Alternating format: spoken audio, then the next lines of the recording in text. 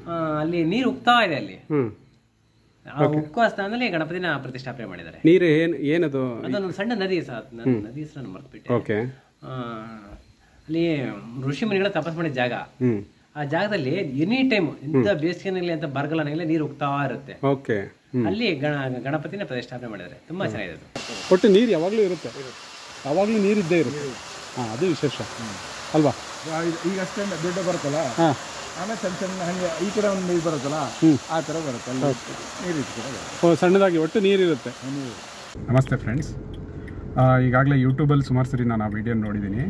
ಕಮಂಡಲ ಗಣಪತಿ ಅಂತೇಳಿ ತುಂಬ ವಿಶೇಷವಾದಂತೆ. ಅಲ್ಲಿ ನೀರು ನ್ಯಾಚುರಲಾಗಿ ಉಗ್ತಾ ಇರುತ್ತೆ ಕಮಲದ ರೂಪದಲ್ಲಿ. ಅದಕ್ಕೆ ಕಮಂಡಲ ಗಣಪತಿ ಅಂತಲೂ ಹೇಳ್ತಾರೆ. ಅಲ್ಲಿ ತುಂಬ ಸ್ಟೋರೀಸ್ ಎಲ್ಲ ಇದೆ. ಅಲ್ಲಿ ಡೈಲಿ ಭಕ್ತಾದಿಗಳು ಬರ್ತಾನೆ ಇರ್ತಾರಲ್ಲ ತುಂಬ ಜನ.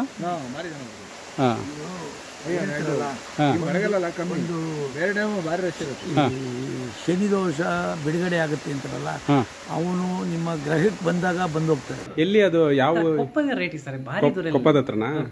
ಕೊಪ್ಪ ಬಳಗಡಿ ಸಿಗುತ್ತಲ್ಲ, ಒಳಗಡೆ ಬರುತ್ತಲ್ವಾ? ಗೊತ್ತಲ್ಲ ಕರೆಕ್ಟಾಗಿ ಬಳಗಡಿ? ಇಲ್ಲ, ನಾನು ಎನ್ನಾಪುರದ ಎಂಟ್ರೆನ್ಸ್ ಹೋಗುವಾಗ ದೊಡ್ಡ ಸರ್ಕಲ್ ಸಿಗುತ್ತೆ, ರೈಟ್ ದೊಡ್ಡ ರಸ್ತೆ ಸಿಟಿಯಿಂದ ಈಚೆನೆ.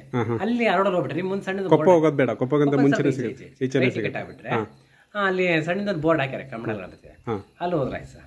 ಲಾಂಗ್ ಡ್ರೈವ್ ಇದೆ, ಸುಮಾರು ಅರೌಂಡ್ 85 to 90 ಕಿಲೋಮೀಟರ್ಸ್ ಡ್ರೈವ್ ಮಾಡಬೇಕು. ನೋಡೋಣ, ಅಲ್ಲೋಗಿ ರೀಚ್ ಆದಮೇಲೆ ಇದೊಂದು ಟ್ರಾವೆಲ್ ಬ್ಲಾಗ್ ಥರನೂ ಆಗುತ್ತೆ. ನೋಡೋಣ. Welcome back to light shadow start.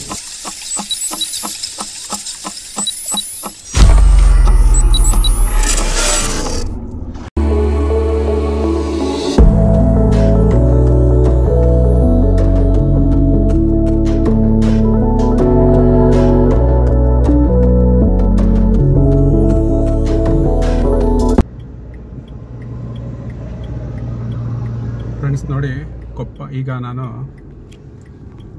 N R ಪುರಕ್ಕೆ ಬಂದಿದ್ದೀನಿ. ಈಗ ಕೊಪ್ಪ ಒಂದು 19 ಕಿಲೋಮೀಟ್ರ್ ಇದೆ.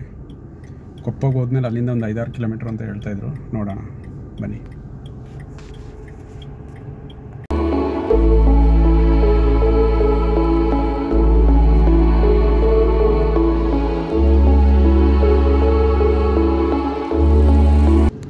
ಕೊಪ್ಪ ಸಿಟಿಯೊಳಗೆ ಎಂಟ್ರಿ ಆಗೋದು ಬೇಡ, ನಾವು ನರಸಿಂಹರಾಜಪುರದಿಂದ ಬರ್ತಾ ಇಲ್ಲಿ ಬಾಳೆಗಾಡಿ ಅಂತೇಳಿ ಒಂದು ಬೋರ್ಡ್ ಇದೆ, ಇಲ್ಲಿಂದ ರೈಟ್ ತೊಗೋಬೇಕು.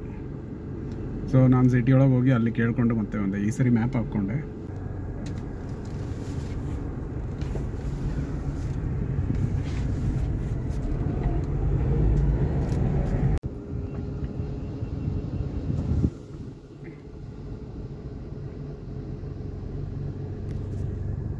ಇಲ್ಲಿ ರಸ್ತೆಗಳೆಲ್ಲ ಹೀಗಿರುತ್ತೆ ನೋಡಿ, ಸ್ಮಾಲ್ ರಸ್ತೆಗಳು. ಸೊ ಕಮಂಡಲ ಗಣಪತಿಗೆ ಇನ್ನೂ 1.4 ಕಿಲೋಮೀಟ್ರ್ ಇದೆ, ನಾನು ರೀಚ್ ಆಗ್ತೀವಿ. ನೋಡೋಣ.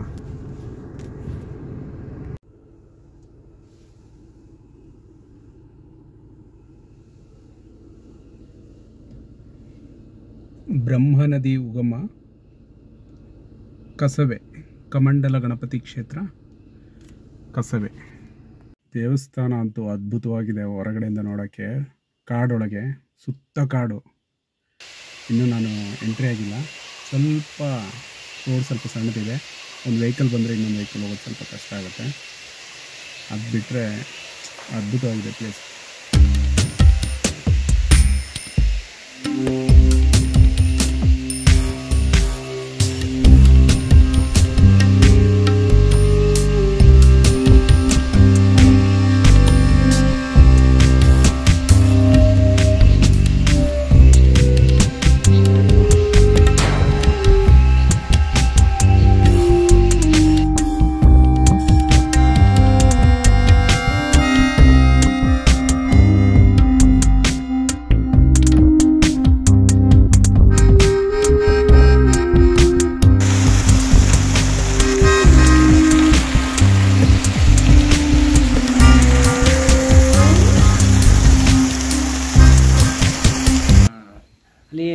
ಋಷಿ ಮುನಿಗಳ ತಪಸ್ ಮಾಡಿದ ಜಾಗ.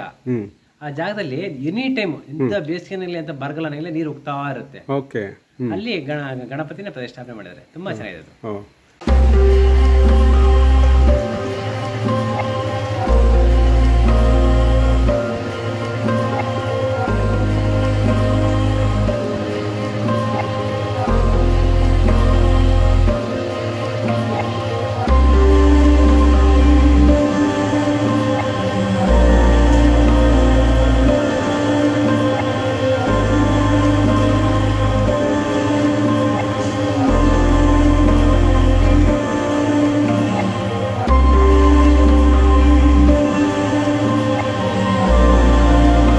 ಒಟ್ಟು ನೀರು ಯಾವಾಗಲೂ ಇರುತ್ತೆ, ಯಾವಾಗಲೂ ನೀರಿದ್ದೇ ಇರುತ್ತೆ. ಹಾಂ, ಅದು ವಿಶೇಷ ಅಲ್ವಾ? ಈಗ ಅಷ್ಟೇ ದೊಡ್ಡ ಬರುತ್ತಲ್ಲ, ಆಮೇಲೆ ಸಣ್ಣ ಸಣ್ಣ ಹಂಗೆ ಈ ಕಡೆ ಒಂದು ನೀರು ಬರುತ್ತಲ್ಲ, ಆ ಥರ ಬರುತ್ತೆ. ಅಲ್ಲಿ ನೀರು ಇತ್ತು.